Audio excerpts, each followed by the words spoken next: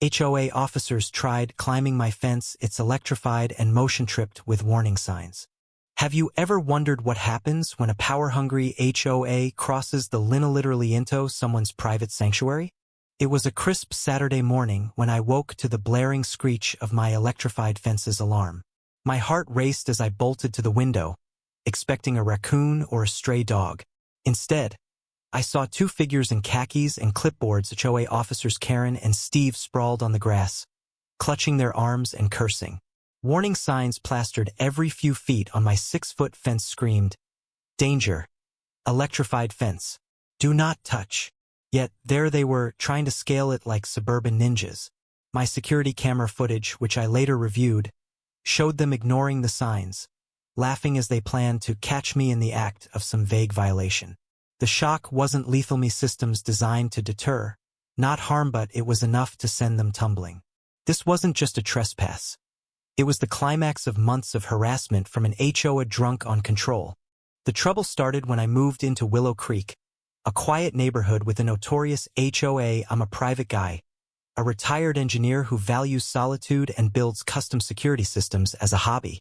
My corner lot, surrounded by a tall cedar fence, was my haven.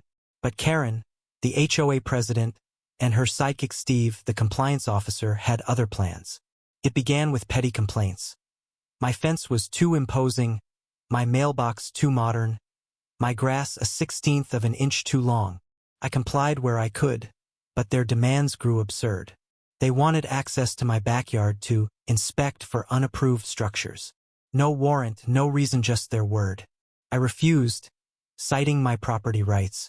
That's when the letters started: daily notices threatening fines for non-compliance.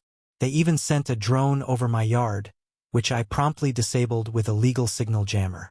The HOA wasn't just overstepping. They were waging war. I fortified my defenses. My fence, already sturdy, got an upgrade. A low-voltage electric system with motion sensors, legal in my state with proper signage. I posted neon yellow warnings every 3 feet, impossible to miss. I also installed cameras and a loudspeaker system for good measure. My neighbors, mostly retirees, stayed out of it, but one, Mrs. Lopez, warned me. "Karen's got a vendetta. She's been ranting at meetings about your fortress." I didn't want trouble, but I wasn't backing down. My home was my castle, and I'd defend it. The morning of the incident, Karen and Steve's plan unraveled spectacularly. The footage showed them arriving at 6 a.m., armed with a ladder and bolt cutters. Karen, in her signature visor, pointed at my fence, whispering, "We'll prove he's hiding something." Steve nodded, eager to please. They ignored the signs, propped the ladder, and climbed. The moment Steve's hand hit the top wire, the system zapped them both 5,000 volts of non-lethal deterrence. They screamed, fell, and writhed as the alarm wailed. Could have laughed, but I was furious. These weren't kids playing pranks. These were grown adults violating my property. I called the sheriff, who arrived to find Karen and Steve still on my lawn, now claiming I'd booby-trapped them. The deputy, a no-nonsense woman named Officer Grant, wasn't buying it. "Ma'am, those signs are brighter than a Vegas casino," she said, pointing to the warnings.